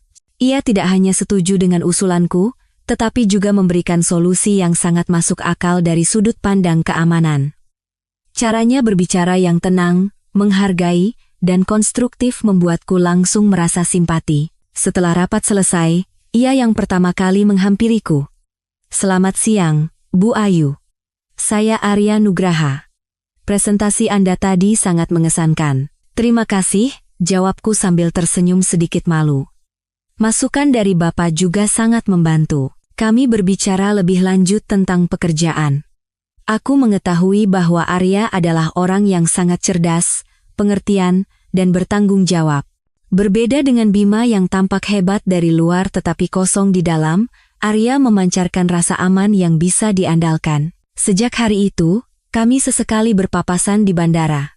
Setiap kali bertemu, ia selalu menyapaku dengan senyum yang sangat ramah. Terkadang ia memberiku secangkir kopi hangat sambil berkata, kelihatannya lelah sekali. Perhatiannya yang tidak berlebihan namun cermat membuat hatiku hangat. Hubungan kami berkembang sangat alami dan perlahan. Ia tidak pernah bertanya tentang masa laluku. Aku yakin ia pasti pernah mendengar ceritaku yang heboh, tetapi ia hanya diam-diam berada di sisiku, mendengarkan ceritaku tentang pekerjaan dan Dava. Ia bercerita tentang tim keamanannya, tentang hobinya membaca dan merawat tanaman. Suatu hari, saat kami minum teh bersama setelah bekerja, aku memberanikan diri bertanya, "Apa Anda tidak penasaran dengan masa lalu saya?" Arya menatapku. Tatapannya masih hangat. "Saya percaya masa lalu seseorang tidak mendefinisikan siapa dia saat ini. Yang saya lihat, Bu Ayu adalah wanita yang kuat, ibu yang hebat, dan manajer yang kompeten. Bagi saya, itu sudah cukup." Kata-katanya membuat jantungku bergetar. Untuk pertama kalinya dalam bertahun-tahun, aku merasa benar-benar diakui dan dihargai. Tunas kecil kepercayaan dan harapan mulai tumbuh di hatiku yang kering. Aku pikir mulai sekarang hari-hariku akan cerah, tetapi awan gelap yang tak terduga kembali datang. Ibuku, pilar kekuatanku, belakangan ini sering batuk dan berat badannya turun drastis. Awalnya kami berdua menganggapnya hanya karena perubahan cuaca dan usia, tetapi ketika gejalanya tidak membaik, aku membawa ibu untuk pemeriksaan kesehatan lengkap. Saat memegang hasil pemeriksaan, aku merasa tanah di bawah kakiku runtuh. Ibu didiagnosis menderita kanker paru-paru stadium awal. Penyakit mengerikan yang hanya kudengar di sinetron, kini menimpa orang yang paling kucintai. Aku hampir terduduk lemas di koridor rumah sakit. Rasa takut kehilangan ibu ribuan kali lebih besar daripada rasa sakit saat dikhianati. Namun, justru ibu yang paling tenang. Ia menggenggam tanganku dan berkata dengan suara yang masih tegar, "Ini kan masih stadium awal, apa yang ditakutkan? Pengobatan sekarang sudah sangat canggih. Kanker bukan vonis mati. Ibu masih harus melihat putri ibu bahagia, masih harus melihat Dava tumbuh besar dan menikah." Sikap optimis ibu membangkitkanku. Aku menyeka air mata dan berjanji pada diri sendiri untuk menjadi kuat. Ibu telah berjuang untukku, sekarang giliranku berjuang untuk ibu. Aku segera mengambil cuti, mengatur semua pekerjaan agar bisa fokus merawat ibu. Aku mencari dokter terbaik, meneliti metode pengobatan terbaru. Aku memasak makanan bergizi untuk ibu, menemaninya jalan-jalan setiap hari untuk menghiburnya. Selama ibu di rumah sakit, Arya hampir setiap hari datang menjenguk. Ia tidak banyak mengucapkan kata-kata penghiburan kosong. Ia hanya diam-diam membawakan sebotol teh krisan hangat, beberapa buku bagus, atau hanya duduk menemani ibu bermain catur. Ia juga sangat pandai menenangkan Dava, menjelaskan pada anak itu bahwa neneknya hanya sedikit lelah dan akan segera sehat kembali. Kehadirannya yang tenang namun kokoh memberikan kekuatan besar bagi kami bertiga. Suatu malam, saat hanya berdua dengan ibu di kamar rumah sakit, Ibu tiba-tiba memegang tanganku dan menceritakan sesuatu yang belum pernah kudengar sebelumnya. Kamu tahu, kenapa ibu begitu tegas membantumu saat masalah dengan Bima dulu? Aku menggeleng. Ibu menatap keluar jendela, pandangannya jauh. Karena ibu tidak mau kamu mengulangi kesalahan ibu. Ayahmu dulu juga seorang pengkhianat. Aku terkejut. Ayah meninggal saat aku masih sangat kecil. Dalam ingatanku, ayah adalah sosok yang lembut dan menyayangi istri serta anaknya. Ibu tersenyum sedih. Itulah citra yang ibu ingin kamu ingat tentang ayahmu.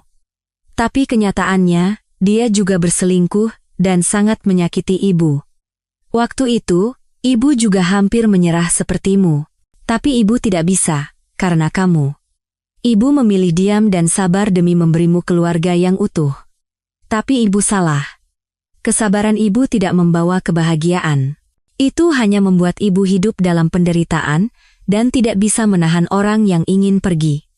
Ibu hidup sebagai wanita lemah dan penurut seumur hidup. Makanya, saat hal itu terjadi padamu, ibu berjanji pada diri sendiri, putriku tidak boleh mengulangi kesalahan yang sama. Kamu harus hidup berbeda dari ibu. Kamu harus kuat dan merebut kebahagiaan serta martabatmu sendiri. Mendengar cerita ibu, air mataku kembali tumpah. Aku memeluknya erat. Di balik sosoknya yang tajam dan penuh tekad, tersembunyi masa lalu yang penuh penderitaan dan pengorbanan. Ia mengubah penderitaannya menjadi kekuatan untuk melindungi putrinya. Aku merasa kasihan sekaligus semakin kagum padanya. Jangan khawatir, Bu, kataku terisak. Aku akan hidup dengan sangat bahagia.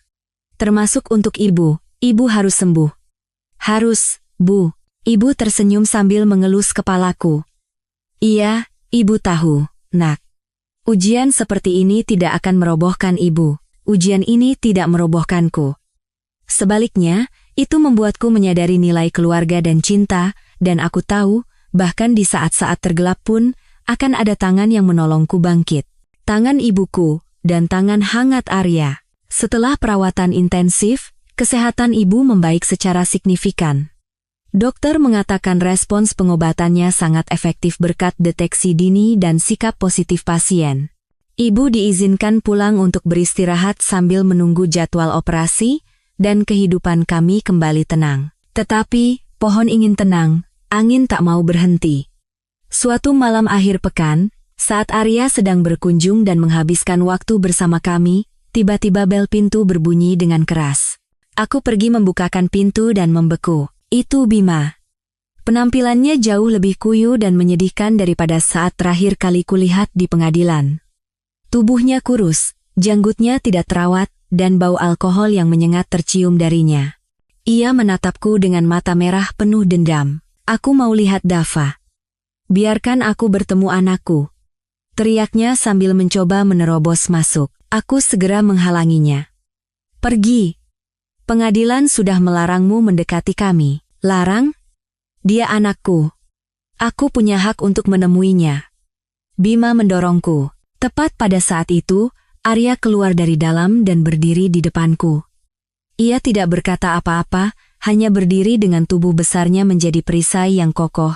Melihat Arya, kecemburuan dan kemarahan Bima kembali memuncak. Siapa kamu? Oh, jadi kamu orangnya. Kamu yang merebut istri dan anakku. Ia berlari dengan membabi buta untuk memukul Arya. Tetapi Arya, dengan profesionalismenya sebagai petugas keamanan, dengan mudah menghindar dan dengan cepat melumpuhkan Bima. Pak Bima, Anda mabuk. Sebaiknya Anda pulang. Suara Arya masih tenang, tetapi tegas. Jangan paksa saya untuk mengambil tindakan lebih keras. Mendengar keributan, Dava berlari keluar dari kamarnya. Melihat penampilan Bima yang menakutkan, anak itu berteriak ketakutan dan memeluk kaki Arya erat-erat. Om Arya, takut. Usir om itu. Tindakan putranya adalah tusukan terakhir di jantung Bima. Ia tertegun melihat putranya mencari perlindungan pada pria lain. Agresivitasnya hilang, digantikan oleh ekspresi kekalahan dan penderitaan yang luar biasa. Ia tidak berkata apa-apa lagi, berbalik dan berjalan terhuyung-huyung pergi. Punggungnya tampak sangat kesepian di bawah cahaya lampu jalan yang redup. Setelah Bima pergi, Arya berbalik dan menenangkan Dava. Ia menggendong anak itu, menyeka air matanya, dan menceritakan cerita lucu untuk membuatnya lupa akan rasa takutnya.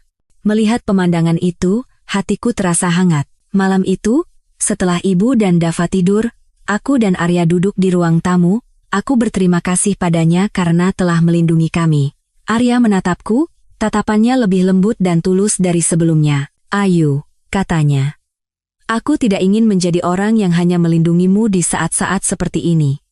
Aku ingin berada di sisimu dan Dava setiap hari, merawat dan melindungi kalian. Ia berlutut dengan satu kaki dan mengeluarkan sebuah kotak beludru kecil dari sakunya. Saat kotak itu dibuka, di dalamnya ada sebuah cincin perak yang sederhana namun elegan. Ayu Lestari, maukah kamu menikah denganku? Aku terdiam, membeku. Air mataku kembali mengalir, tetapi kali ini air mata haru dan bahagia. Saya janda dengan satu anak. Apa Anda yakin? Tanyaku tergagap. Arya berdiri dan memegang tanganku. Sangat yakin. Aku mencintaimu, Ayu. Termasuk masa lalu dan semua lukamu. Aku menyayangi Dava seperti anakku sendiri. Aku tidak akan memaksamu melupakan masa lalu. Aku hanya minta izinmu untuk berjalan bersamamu menuju masa depan. Kalau kamu khawatir, kita bisa membuat perjanjian pranikah. Aku tidak butuh apapun darimu. Aku hanya butuh kamu dan Dava. Kata-katanya yang tulus meruntuhkan semua tembok dan ketakutan di hatiku. Aku telah menemukan seorang pria yang benar-benar mencintai dan menghargaiku. Aku mengangguk sambil menangis bahagia. Iya, akumu. Arya tersenyum dengan senyum paling hangat di dunia. Ia dengan lembut memasangkan cincin itu di jariku. Ukurannya pas sekali, pernikahanku dengan Arya tidak mewah. Hanya sebuah upacara kecil dan hangat di sebuah restoran di tepi danau, di bawah restu ibu, Dava, serta teman-teman dan rekan kerja terdekat. Aku mengenakan gaun putih sederhana dan riasan tipis, tetapi aku tahu, aku tidak pernah terlihat secantik dan sebercahaya ini. Senyumku bukan lagi senyum palsu, melainkan kebahagiaan tulus dari dalam hati. Arya berdiri di sisiku, tidak pernah melepaskan tanganku. Ia tampak gagah dan tegap dalam setelan jasnya. Dava, yang mengenakan setelan jas kecil yang sama dengan Arya, berlari ke sana kemari sambil terus memanggil ayah Arya. Anak itu telah sepenuhnya menerimanya seperti ayah kandungnya sendiri. Ibu duduk di barisan depan dengan senyum haru, matanya penuh dengan kebahagiaan dan kepuasan. Kehidupan pernikahan kami berjalan dengan tenang dan manis. Arya adalah suami dan ayah yang luar biasa. Ia selalu pulang tepat waktu, membantu pekerjaan rumah, dan mengajari Dava mengerjakan PR. Ia tidak pernah lupa hari jadi kami dan selalu menyiapkan kejutan-kejutan kecil untukku. Ia menghargai pekerjaanku, selalu mendengarkan, dan memberikan nasihat yang tulus. Bersamanya, aku merasakan kedamaian dan keamanan yang mutlak. Dava semakin hari semakin lengket dengan ayah Arya. Setiap malam, mereka berdua akan membaca buku bersama sambil tertawa. Arya mengajari Dava bermain sepak bola dan cara memperbaiki mainan yang rusak. Ia mengisi kekosongan cinta seorang ayah yang belum pernah dirasakan anak itu sebelumnya. Sementara keluarga kecil kami tenggelam dalam kebahagiaan, kabar tentang Bima dan Ibu Ratna sesekali terdengar. Bima, setelah didakwa, hancur total. Ia tenggelam dalam alkohol, hidup menggelandang tanpa pekerjaan. Sisa uangnya yang tak seberapa setelah pembagian harta Gonogini dengan cepat habis untuk minum. Ibu Ratna menerima hukuman yang setimpal karena menyembunyikan kejahatan. Tetapi yang lebih pahit adalah, setelah keluar dari penjara, ia tidak punya tempat untuk pergi. Putra emasnya, Bima, meninggalkannya di panti jompo yang kumuh dan tidak pernah menjenguknya sekalipun. Ia menghabiskan sisa hidupnya dalam kesepian dan penyakit, mungkin terus-menerus menyesali perbuatannya. Ketika aku mendengar cerita itu, tidak ada lagi rasa puas di hatiku. Sebaliknya, aku merasa luar biasa damai. Aku sadar bahwa kebencian itu seperti racun yang kita minum sendiri sambil berharap orang lain yang mati. Itu hanya akan membuat diri kita semakin lelah dan menderita. Ketika aku belajar melepaskan masa lalu dan memaafkan orang-orang yang telah menyakitiku, barulah aku menemukan kedamaian jiwa. Kebahagiaan tidak datang dari balas dendam, tetapi dari menciptakan kehidupan baru yang lebih baik. Operasi ibu berjalan dengan sukses. Tumornya berhasil diangkat seluruhnya.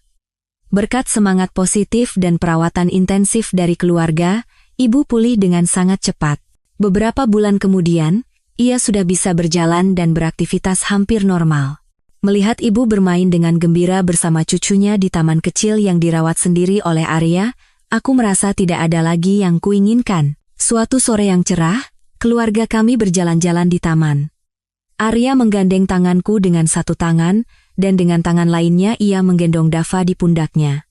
Tawa riang anak itu berpadu dengan suara angin dan gemerisik daun, menciptakan simfoni yang damai. "Terima kasih," bisikku pada Arya. "Terima kasih untuk apa?" tanyanya sambil tersenyum. "Untuk semuanya. Karena telah datang dalam hidupku, mencintaiku, dan memberikan kami keluarga yang utuh." Arya berhenti dan menoleh padaku. Matanya penuh cinta. "Tidak. Aku yang harus berterima kasih padamu. Karena memberiku kesempatan untuk menjadi seorang suami dan seorang ayah. Kamu dan Dava adalah hadiah terindah dalam hidupku." Ia membungkuk dan memberiku ciuman yang lembut namun hangat di bibir. Di atas pundaknya, Dava berteriak gembira. Di belakang kami, ibu tersenyum puas. Hidupku pernah diterpa badai yang mengerikan, dan aku merasa tidak akan pernah bisa bangkit lagi. Tetapi setelah hujan, pelangi muncul dengan sangat indah. Aku telah menemukan pelabuhan damaiku, sebuah keluarga yang penuh cinta dan tawa. Aku telah menjadi wanita yang percaya diri, kuat, tahu cara mencintai diri sendiri, dan siap menerima hal-hal baik yang menanti di depan. Masa depanku kini terbuka lebar dan dipenuhi oleh cahaya matahari.